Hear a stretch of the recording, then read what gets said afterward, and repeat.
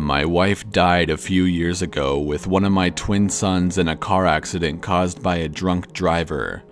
After mourning for 2 long years, I decided that I needed to find a girlfriend, potentially even a wife. I went on Match.com, filled out the usual forms, and searched for local women to date. I am not the most attractive guy, but I messaged a few women close to where I live. This one woman, who I thought was totally out of my league, emailed me back. We would chat through email and instant messenger. After a month, we started texting, and then I finally called her. She seemed completely normal on the phone. I decided that I wanted to meet her, so I grew some balls and asked her out. "Sarah, would you mind going out for coffee at, say, the local diner?" Sarah replied she would be happy to. She knew of my family situation and that I had one son that lived with me. The local diner is where everyone in town hangs out. It's located at the side of a major highway through the county. It's also a major gossip spot. We're a small town, so there are no secrets. Even the state police stop there, as well as truckers and stuff like that. I made a few trucker friends there before. We planned to meet up in 2 days' time.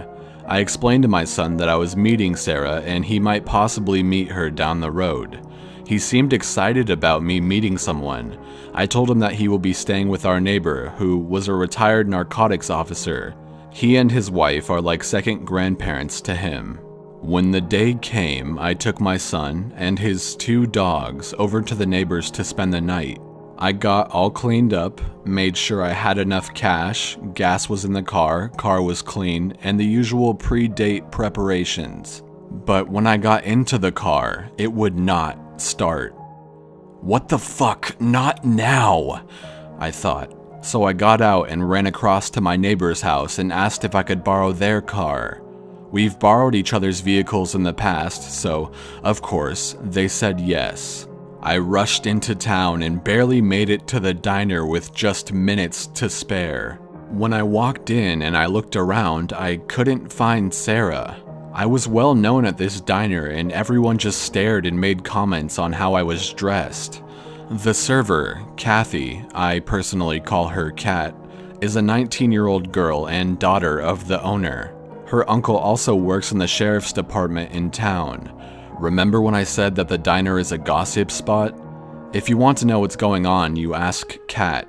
When times are slow at the diner, Kat gets on the internet and starts surfing for criminals and weird shit that goes on. They even have wanted posters and famous criminals on one of the walls.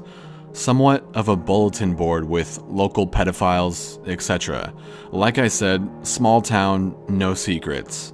Kat and her family also lived down the street from me and occasionally babysat my son. She asked me if I was on some sort of hot date and I replied, yes. Apparently, my son had told Kat that I was talking to someone online. She asked me if I had a picture of my lady friend. When I showed her a picture, she just got this weird look on her face, muttered a nice comment, and then hurried and left my table to get me my drink. This was unusual because Kat chats everyone's ears off, so much that she sometimes forgets to order food or bring drinks. I got out my phone and texted Sarah, "Hey, where are you?" Sarah texted back and told me she was 10 minutes away, and I replied that I cannot wait to see her. Kat was talking to the other patrons in the diner, but seemed to constantly be glancing over at me with this look I can't even explain. As I looked around the room at everyone, they would look away. I'm pretty well known in the county, although I don't know everyone. The next thing I noticed, Kat was on the phone talking to someone and then abruptly hung up. At that moment, I got a text from Sarah saying she was 5 minutes away. Kat came with my drink and asked me again if she could see the picture of Sarah. I gladly showed her. After seeing it again, she asked me, "You know who that is, don't you?" "It's Sarah," I said. Kat replied, That's a guy dressed up as a woman." This guy likes to stalk people online and lure them in to steal their money. He got out of jail 6 months ago. I blurted out, "What the fuck?" As it turns out, this guy was a psychopath that preyed upon lonely people, just like me. He was the black sheep from a very influential family that had relatives in law enforcement, local papers, county council, the judicial system, and some school board positions in that county and surrounding ones. Psycho Sarah was charged with stalking men and women on online dating sites. He would go into their homes, tie them up, and then rob them. His victims were 2 older women and 1 widower, just like me. From what Kat told me, he spent 1.5 years in jail and was released on good behavior. He was given and accepted a deal from the county attorney office with the following conditions when released. 1. Do not use dating sites. 2. Mandated counseling to control his impulses. 3. To wear a monitoring device so he could not go back to his victims' homes. 4. Not to contact any of the victims. 5. He would be on probation for 4 years. Kat told me that she contacted the police because this guy wasn't supposed to go on online dating sites. She also said that the police asked for me to act natural until they get there. I thought, how in the fucking hell am I going to act natural when a guy who is dressed up like and sounds like a woman was hitting on me, telling me I was good looking, sounded nice, and wanted to meet my son? I was fucking furious at this point, and when I received a text from Sarah stating she was parking, I wanted to go outside and kill the bastard. Kat noticed the text and said that one of the truckers told her he would protect me. The next moments were the worst of my life. The door to the diner opened and the woman from Match.com appeared. A dead silence came over the diner. I waved half-heartedly at her, although I was madder than hell. Kat, very calm and collected, went over and asked if she wanted a menu. I heard Sarah say, "Oh, there is my date over there." I knew she, or he, was talking about me. Just as that was said, 2 county sheriff's cars and a state police car pulled up. I thought I was saved. The Sarah imposter saw them too and quickly turned around and bolted out the door. He didn't get very far. The state police officer body slammed him to the ground in front of the diner.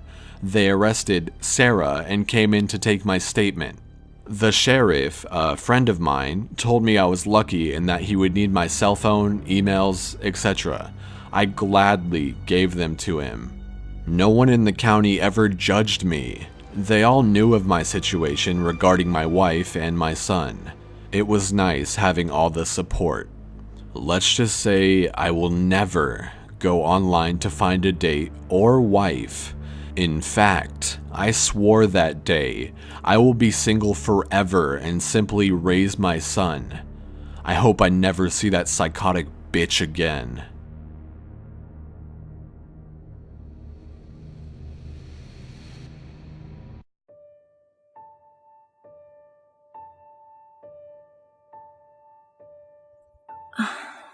I really hope nobody judges me for some of the stupid mistakes I made that lead to my horror story. I've never told anyone about this, so here it goes.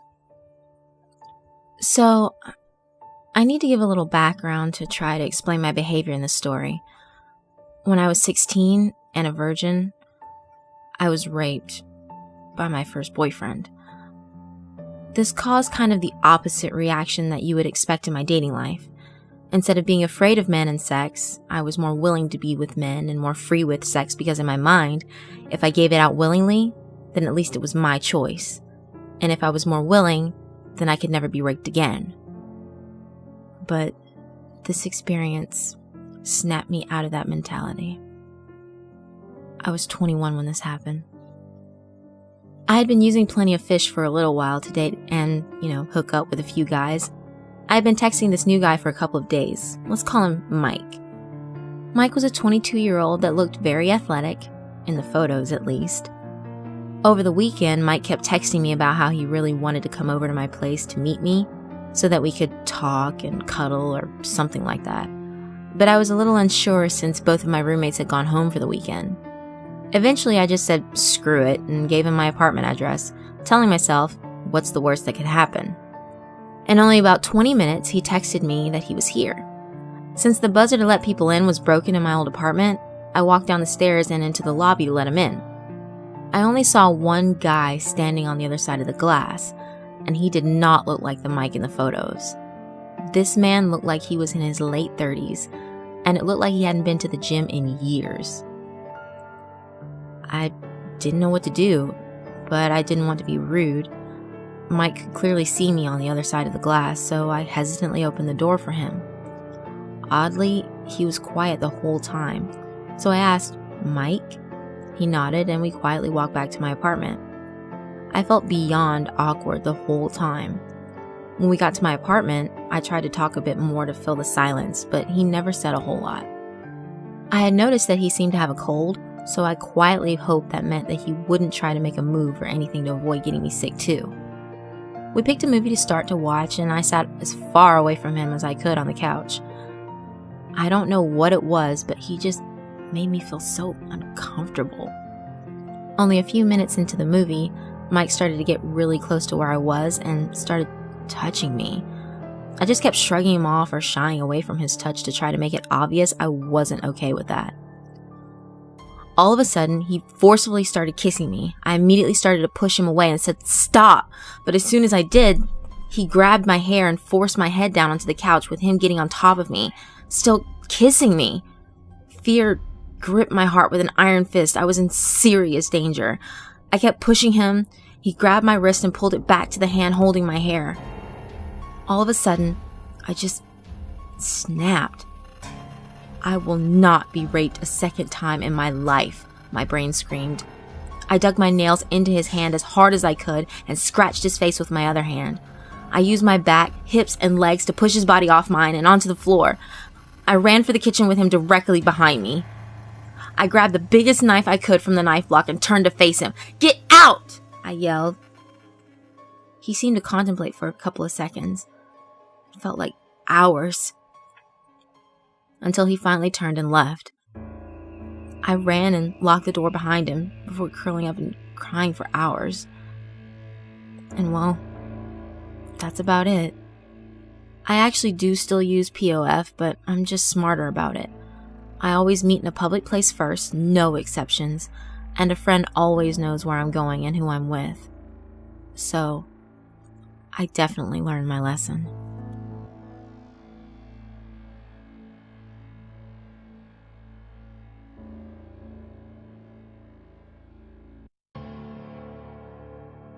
This next story is told in the perspective of a female.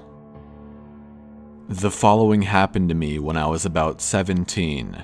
I was newly single after a very toxic 2-year-long relationship. I never had many friends outside of my previous relationship, so I decided to look up some social media apps just to find people to talk to. I came across an app called Text Plus and read the reviews. It had pretty much every feature I was looking for at the time, including themed chat rooms to meet new friends. It even had photo uploads and a custom phone number to text potential love interests. So I downloaded the app and immediately browsed the chat rooms. Now, I was a bit of an angsty teen, so all of the hardcore and metalcore chat rooms were my favorite. I spoke to some really cool people in the hardcore scene who I felt I really related to, and I didn't feel quite as lonely anymore. A few days passed with no cringy texts from anyone, so I thought to myself that this app might be a lesser known one and that maybe all the other people who had this app were just regular people. About a week after downloading the app, I had received a private text message from a random user by the name of Fender. When I opened the text, it said something along the lines of, "So, you're a Devil Wears Prada fan too?" I wasn't creeped out by this, and I didn't feel any need to ignore his message, so, of course, I responded with a "fuck yeah." He replied less than a minute after I sent the text, and we just kept the conversation going. We talked the whole day about everything under the sun, like music, high school, anime, and other personal interests. I genuinely enjoyed talking to Fender. His personality was easy to sense, even through text. The way he worded his sentences made him seem as if he had an abrasively sarcastic personality, which, oddly, meshed with my shy, polite texting style. As the week progressed, we still spoke every day, but our conversations started becoming more personal. He'd ask me if I ever had sex and if I liked it. I'd tell him that I was too uncomfortable to talk about those things. He'd immediately respond with, "I'm so sorry, I don't want to make you feel uncomfortable." And then he'd change the subject. But as time progressed, he'd always try to bring sex into the conversation again, even though I'd always turn him down. I honestly don't remember how long we kept in contact, but it must have been at least 3 months. I can't believe I was speaking to a guy I didn't know anything about for 3 months. I know, I was fucking stupid. After a while, we'd swap random selfies back and forth making goofy faces, but the pictures he'd send me were always heavily pixelated and looked like they had been processed multiple times because of the horrible quality. But once again, I ignored the red flags. One day, he asked me to send him a quick video just because he wanted to hear my voice, he said. I should have been creeped out, but instead I felt a sense of flattery. He asked for a photo, I'd send him a photo. He asked for a video, I'd send him a video.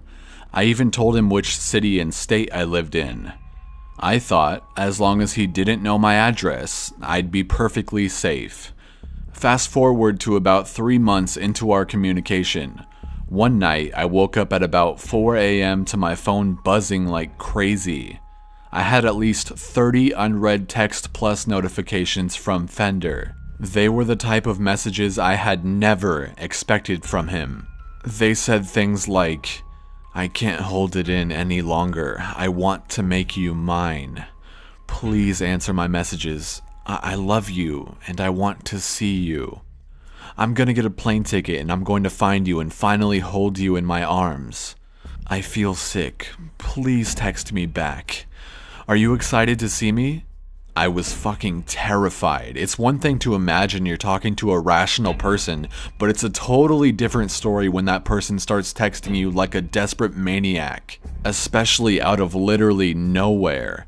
I didn't even get to read all 30 of his texts before I deactivated my account and deleted that fucking app. 2 years after this whole incident, I was browsing YouTube with a friend of mine on her laptop. She suggested we search our names to see what video results come up. I mean, I think all of us have done that. I agreed and typed my first, middle, and last name into the YouTube search bar. The first result was a video of an awkward red-haired me from 2 years ago. The title of the video, "Please help me find this girl," with my full name in brackets. My face went pale as my friend said, "What's that?" I reluctantly scanned my eyes across the screen to where the uploader's name was, and I saw it. Fender. My heart exploded in a panic and I slammed the laptop closed. I'm now 22 and I still refuse to type my full name into the YouTube search bar ever again, in fear that the video might still be there. The strangest thing about all of this bullshit is that I've never told him my full name.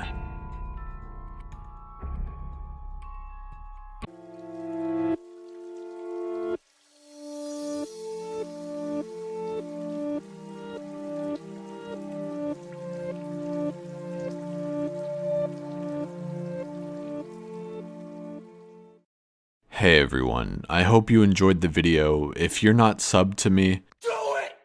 Yes you can! Just do it! I know some of you like to sit here and think that these videos are just stories and that they could never happen, but that's not always the case. Finding someone is extremely easy. especially if you're in the United States. Most information is public, and the more information you reveal when signing up on forums and even things like Facebook, the more information that is stored publicly for anyone that has your name to see. Please be careful what you tell people. Don't ever think that you're safe if you just tell them your first name or you just tell them what state you live in. You never know what they might already have or what their intentions are. This doesn't just go for dating apps, this goes for everything in general. That being said, the internet can be a great place for you to talk to some really nice people. Just be careful, because once it's out there, it can't be deleted. That's about all I have to say about that. On a brighter note, I just wanted to thank you guys for helping out on Twitter by mass tweeting famous YouTubers with me and Jamba Juice. Jamba Juice actually sent me a letter and gave me free drinks. I'll show part of it on screen now. I actually drink Jamba Juice every morning before I record, so it's really helpful, and I'm not just saying that, I really have always done that. So thanks so much for partaking in that if you did, and the face thing was pretty fun too, even though I'm assuming they misunderstood my intentions. It was still pretty fun. I'm thinking the next target on Twitter is going to be Logic the Rapper because I love him and he actually responds sometimes. This doesn't mean do that right now though, guys. Just follow me on Twitter and I'll announce when that will happen. The Corpse Army is strong. Anyways, like I said, I hope you enjoyed the video and please stay safe. Oh, and I almost forgot, please check out Eden, the female narrator in this video. She works really hard and I really want to help her hit 10K, so her channel's in the description. Please subscribe to her.